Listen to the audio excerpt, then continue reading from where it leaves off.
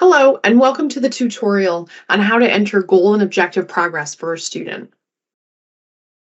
Once you have completed the desired filters on the goal and objective progress entry search screen, you will come to a list of students that meet your search criteria. From here, you can see that you can select a student and view all of their available objectives to record progress on, or you can select a specific grouping, or if your district uses standards, you will see specific standards appear here. For this example, I will select the reading goals for this student. On the top of the page, you can see the same header, the same student data header that exists on the student's personal page.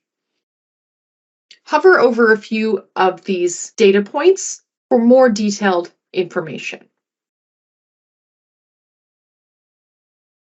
To the right of each objective, you can see a last progress entry date and last entry progress indicator. If there has been progress entered previously for these objectives, you will see a last entry date and the progress that was selected at that time. Above your list of objectives, you can see that you have an opportunity to expand collapse all of your objectives at once. This allows you to view immediately the opportunity to record progress for each individual objective. You can also use the same expand collapse icon to the left of each individual objective to do this one at a time. Depending on your district settings, the progress entry date may already be populated without the ability to edit.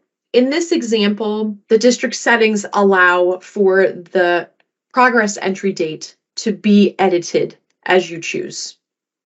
You can also use this function at the top of the list of objectives to update the default date for all your progress entry that is on the screen at this moment.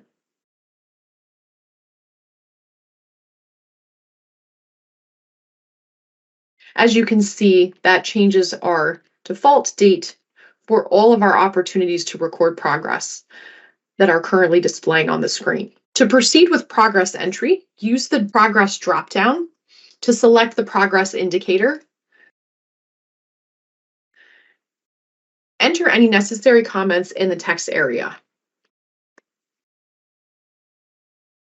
To save your progress, you can do one of two things. You can select the Save button at the far right of each objective, or if you scroll to the bottom of the list of objectives, once you've chosen the progress indicator for all required progress reporting objectives, you can use the Save All.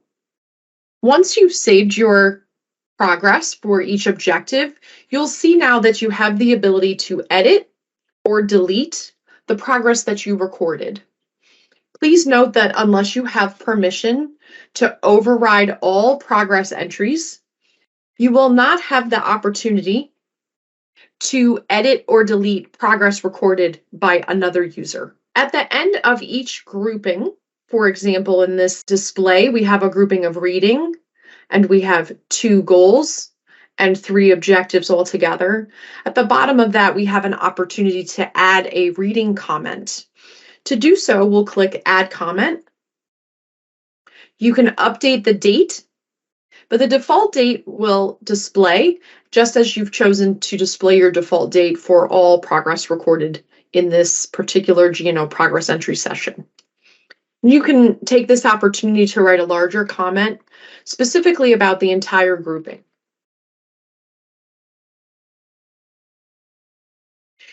Note that you have a spell check here to the bottom right of your text area.